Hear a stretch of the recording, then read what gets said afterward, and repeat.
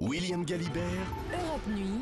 autour du monde. L'actualité internationale avec Gwendoline de Bono, grand reporter à la rédaction d'Europe 1. Bonsoir Gwendoline. Bonsoir William. Vous nous parlez de la Grèce ce soir puisque les ministres des Finances de la zone euro ont examiné le paquet de réformes soumis par Athènes. Ces réformes, elles sont menées par le parti Syriza d'Alexis Tsipras et de ces réformes dépendent la survie financière du pays.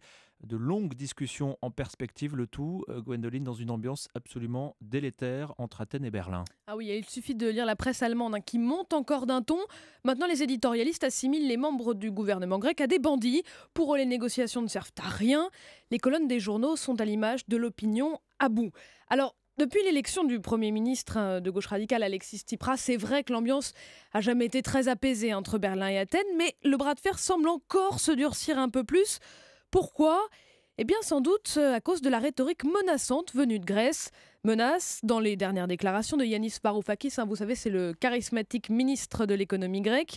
Eh bien dans une interview donnée en Italie, il brandit la possibilité d'un référendum et de nouvelles élections si l'Europe ne valide pas les mesures proposées par la Grèce.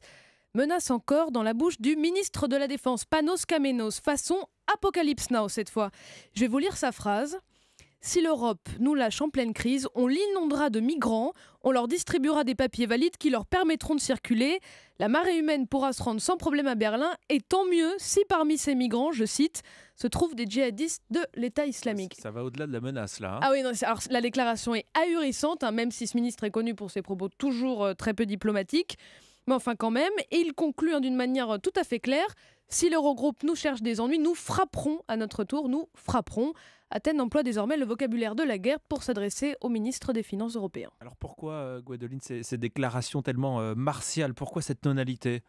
Eh bien parce que le gouvernement grec élu sur un programme, vous savez, sur des mesures sociales très à gauche est coincé, il est contraint.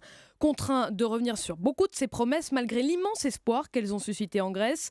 Contraint d'accepter de traiter avec le FMI, la Banque centrale et la Commission, c'est-à-dire la Troïka, même si on ne peut plus dire ce mot, dont le gouvernement avait pourtant juré la mort. Le problème, en fait, si vous voulez, c'est que l'État grec n'a pas de marge de manœuvre, il est aux abois, il doit obtenir des liquidités ce mois-ci pour ne pas faire faillite. Et l'Europe ne lui versera ces 7 milliards d'euros nécessaires qu'une fois le plan de réforme validé, approuvé. En fait, la campagne électorale est très très loin. Pour Athènes, l'urgence est telle qu'il y a peu de place pour négocier. Acculé, du coup, il ne reste au gouvernement que la possibilité de menacer. Sale temps et sale ton entre Athènes et Berlin. Merci Gwendoline de Bono. Merci.